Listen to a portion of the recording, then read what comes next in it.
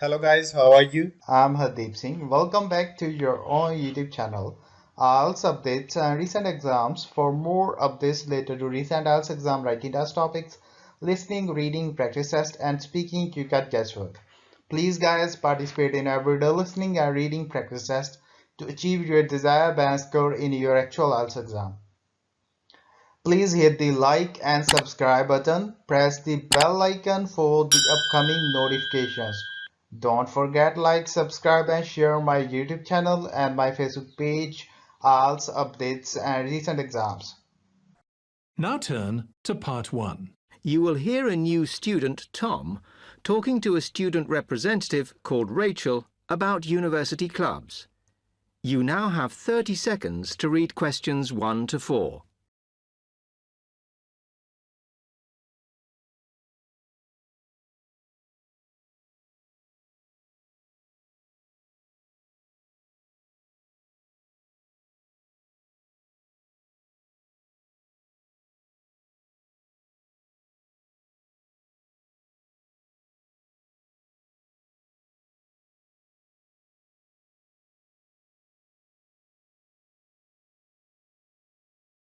Hi, welcome to Freshers Week. I'm Rachel. Can I help you? Oh, hi. Yes, I was hoping to find out about some clubs I could join. Well, all the club stands are here in this hall. What were you interested in? Not sure. I wanted to do something where I could meet people. Well, take this leaflet with details of all the clubs and see what you think. Oh, It'll probably depend on what day you're free. Like on Mondays, there's the film club. Then on Tuesdays, you've got the climbing club. That's really good. I'm in that. Then on Wednesdays, you've got chess, if you want something a bit more intellectual. But you should look through carefully because all the clubs run extra activities as well as their normal meetings. oh yes, I see. So it looks like the film club has discussions after the films. I'd quite like to go to those. Then climbing. Goodness. It says here that the university has its own climbing wall. That's impressive. And they go on weekend trips. Cool.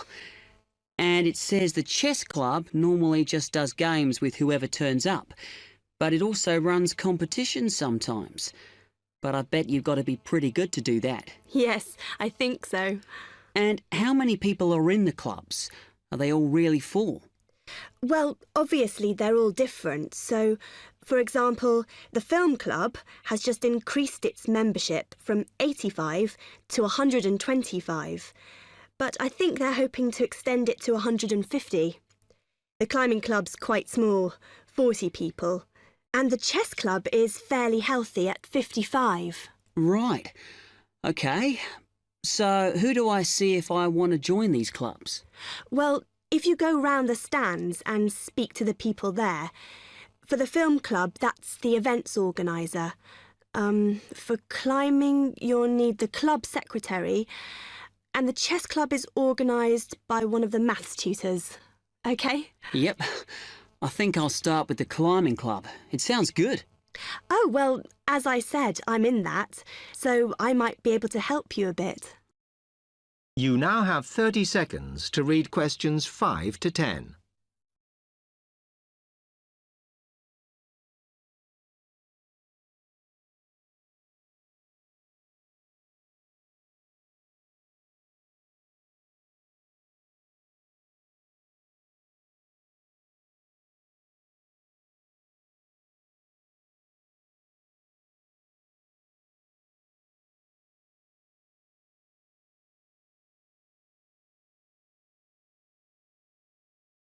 Okay. It says in the leaflet that they get together twice a month. Is that right? Yes. Oh, you must join. It's really good fun. We go away quite a bit to North Wales, and every year we have a special excursion, usually to France, which is where we're going this year in the spring.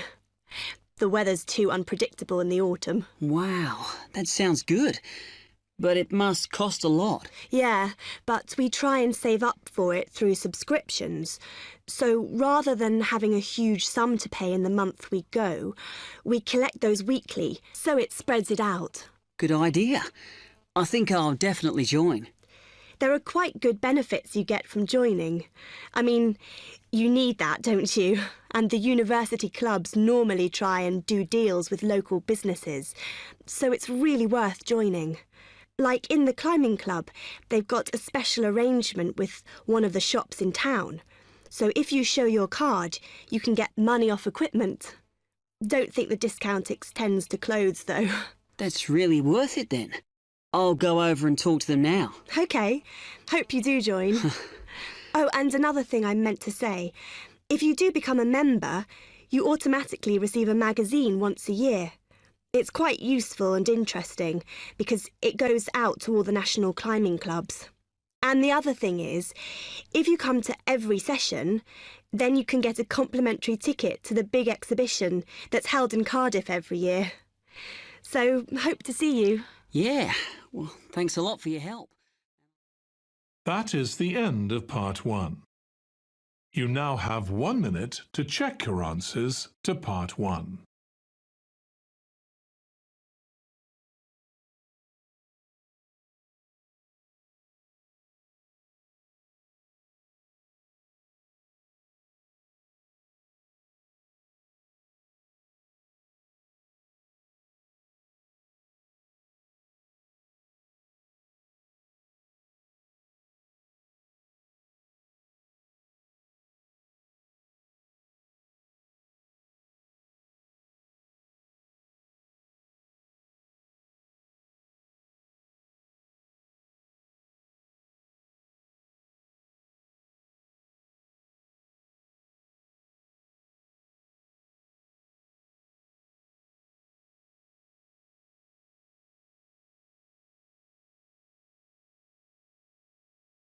Part 2.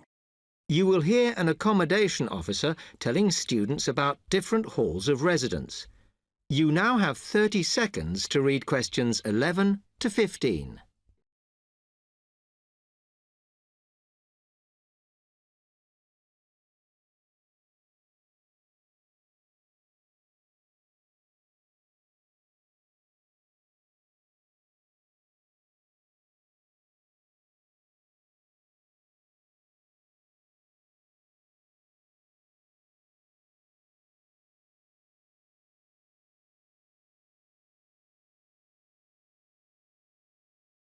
Good afternoon, and welcome to Stanton University.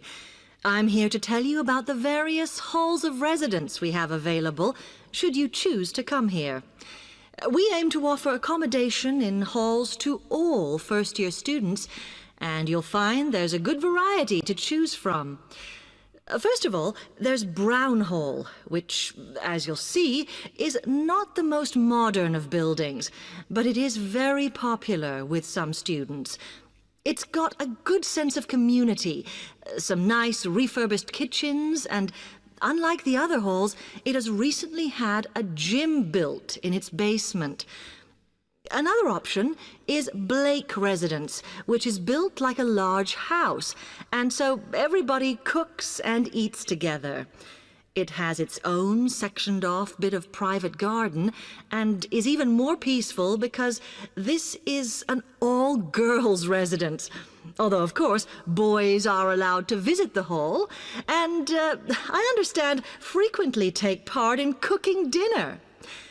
The largest hall we have is Queen's Building, and this has been upgraded recently. The original parking area has been built on so that the hall now has a large common room, and each bedroom now has its own shower room, which many students regard as a real bonus. A further option is the Parkway Flats, which won an award for design in its day. And this building now has a preservation order on it. This has meant that only a limited amount could be done to upgrade it, and the surrounding area is important, so parking is not permitted around the flats. However, the flats do have many extra facilities, such as a special computer room, a small library, and a self-service restaurant. The cost of breakfast, lunch, and dinner is covered in the fees for this hall, so it does look a bit more expensive. The last residence we can offer you is Temple Rise, which again is slightly more expensive than other halls as the rooms are larger.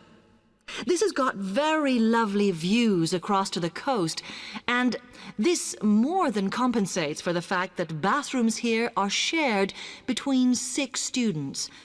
However, the hall has domestic staff who clean the rooms once a week, so this is perhaps an attractive option for the messier amongst you. You now have 30 seconds to read questions 16 to 20.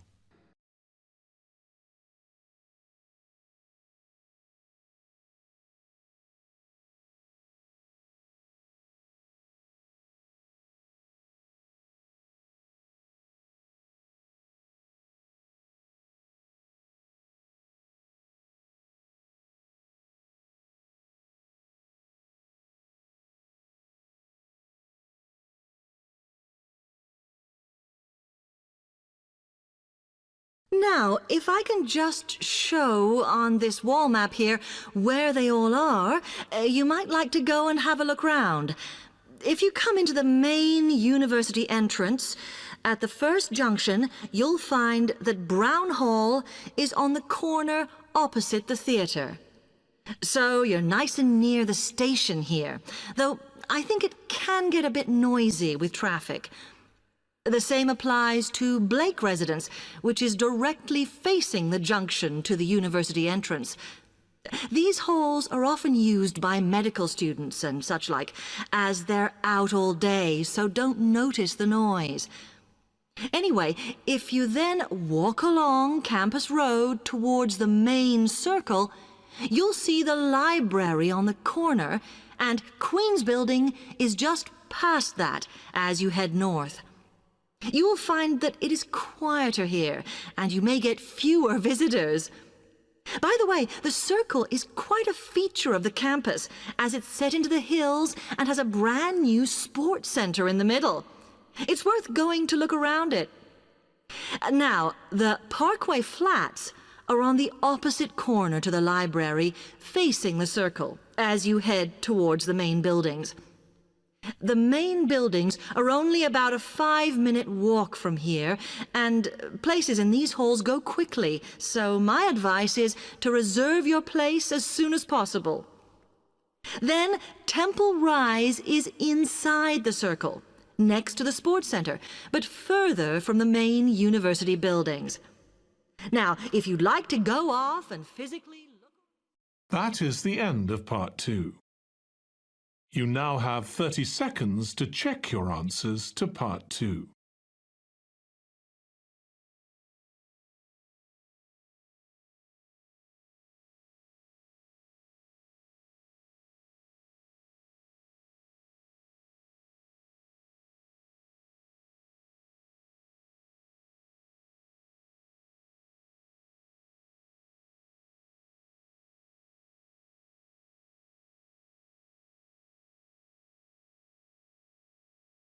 Part 3. You will hear 2 students, Jenna and Marco, discussing a business studies project they have to do. You now have 15 seconds to read questions 21 to 24.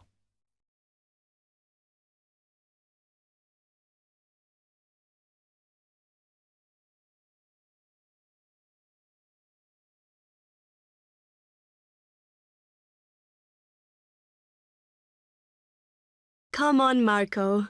We've got to get on and sort out this project for Professor Buckley. Hang on. I want to make sure we've got all the information.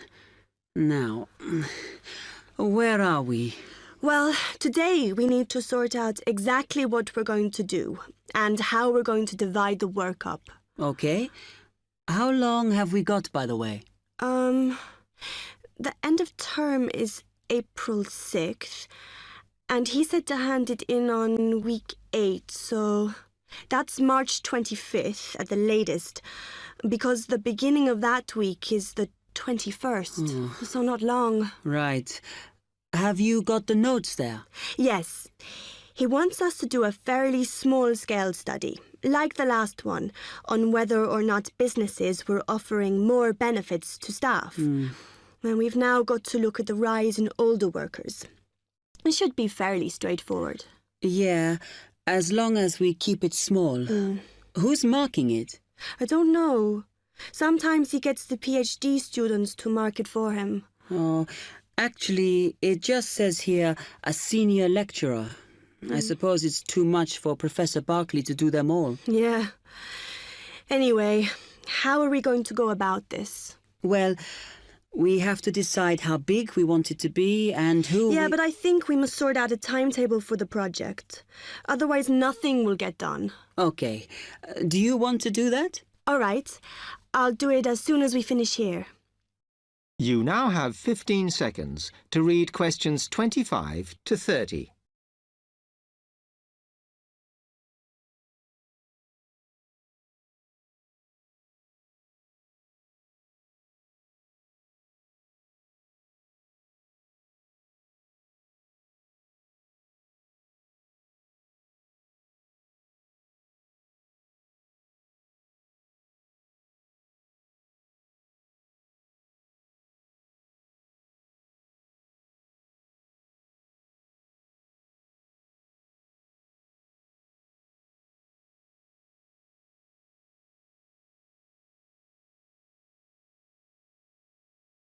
Okay. What do we have to do now for the project? What's the best way to go about it? Well, Professor Carter suggested we set up a focus group to get some in-depth interviews, but I think that'll take a lot of time. Yeah, I agree. If we did a focus group, we'd have to spend time deciding who to include in it, and it's not necessary to do one anyway. Oh, fine. And if you agree, I think we should get in touch with the businesses on the list Professor Carter gave us and ask them if they're prepared to participate. Sounds good. Then we can go there, give them questionnaires and collect them later. Exactly. Okay. Then do we need to book one of those study rooms in the library so we can work together to input the data? Perhaps not, as I guess just one of us could just sort it out actually. Yes, that would be easier. A lot of what we're doing is qualitative, so it'll be writing up rather than statistics. No software for that, I'm afraid. And I think it would look better if we had actual shots of some of the staff, because we're citing appearance as a factor in employability, aren't we? Yeah, okay. I'll factor that all in when I sort everything out tonight. I'm glad we decided to work together. I think it's going to work out well. Yes, well, given that we had to work in pairs on this project, I think we were right to choose each other. We complement each other academically, as we're each good at what the other isn't. In fact, we should have tried working together before. Yes. Now, how shall we split the work? I'll do the analysis, shall I? Oh, okay. It's just that it might be faster, because I'm used to doing it. Although your English is better than mine. I need more practice at reading, really. Okay, I'll do the presentation then, if that's okay with you. Yeah, sure. I don't mind speaking in public, but I hate preparing all the notes for them. The thing is, the tutor said one person should do the whole presentation, and he said he expects me to do it because I haven't done one yet. No, that's fine. Now, let's see. That is the end of part 3. You now have 30 seconds to check your answers to part 3.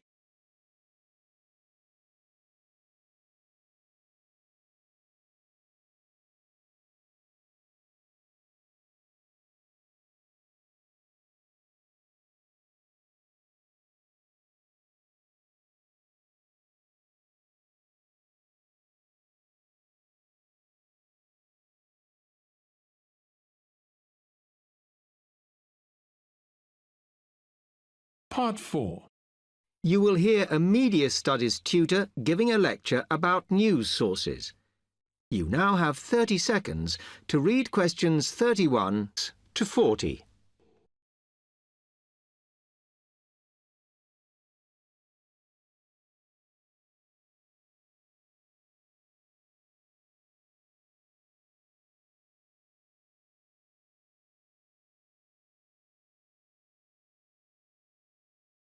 Okay, now many of you will have heard about the predicted death of newspapers, as people increasingly access the TV and the internet for their news. Today, I want to look at the USA, which has very advanced news sources, to see if this is actually true. In the USA, the main news sources without doubt are TV, the internet, and the press. That is, traditional newspapers. And although they are each surviving and growing, they are also changing. Obviously, TV news has been around for a while, and the early evening bulletins when people get in from work are very popular. I suppose we traditionally think of the morning newspaper arriving on our doorstep with the daily news. Interestingly, this is not borne out by the statistics, which show that readership in the U.S. is much higher when people have time to relax, when they're not working, especially on Sundays.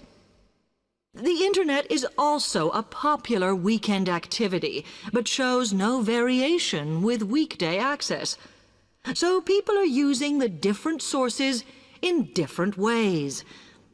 Interestingly, local radio has been hit less by the grip of quite strong local newspapers than by the internet, which is seen to offer a better regional service. But just because the internet is seen as the new force in news media does not mean it is dominant. Television has, of course, been global for a while. But now technological changes, which have fueled the rise of online news, have also allowed newspapers to print and distribute editions across the world. In fact, internet news, which is seen as the big competitor for traditional markets, does not offer that much variety. Often, the sources are the online versions of the newspapers, whereas television, in order to offer something different, has had to come up with a much more mixed bag of reporting, from hard news to light reports on celebrity events. Another issue is reliability. The internet is virtually unregulated, so anything can be reported there, whether true or not. Journalists on newspapers have fought a long, hard battle to fight intervention and to retain the freedom of the press. Television, however, is seen as critical to political power and has become subject to harsh controls about what it can or cannot say.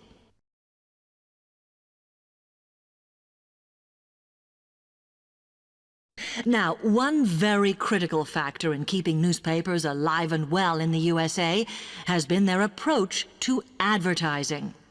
Obviously, newspapers are heavily dependent on advertising revenue, and they have become more and more imaginative in what they offer, in order to make sure that advertisers use them and not other news sources. This has meant that, contrary to popular belief, newspapers now have a significantly higher profit margin than the rest of American industry. So, how have they managed to raise advertising revenue in this way? Well, they have put a lot of effort into developing and maintaining a very strong association with the retail trade. And they've come up with a winner.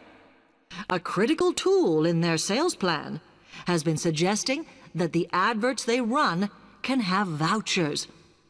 This has been enormously effective because they have found that not only do more people buy the paper to get the discounts, but also that this inevitably means much higher sales for the clients who advertised. As well as doing this, the newspapers have also introduced aggressive sales campaigns over the last few years. This has resulted in a significant and continuing rise in the number of advertisers prepared to pay the extra for full-page ads. So, what I would like to move on to... That is the end of part 4. You would now have 10 minutes to transfer your answers to the answer sheet. So guys, don't forget like, subscribe and share my YouTube channel and my Facebook page. IELTS updates and recent exams. For more updates related to recent IELTS exam writing test topics, listening, reading, practice test and speaking, you got guesswork. Please guys, participate in everyday new IELTS listening and reading practice tests to achieve your desired band score in your actual IELTS exam. For more IELTS material, visit my official website www.ieltsupdatesandrecentexams.com. The link is given below in the description. If you need PDF files of latest IELTS material, then please join my Telegram channel. So guys, please write your score below the comment section. Again, thanks for listening. God bless you all guys. Stay tuned, stay safe.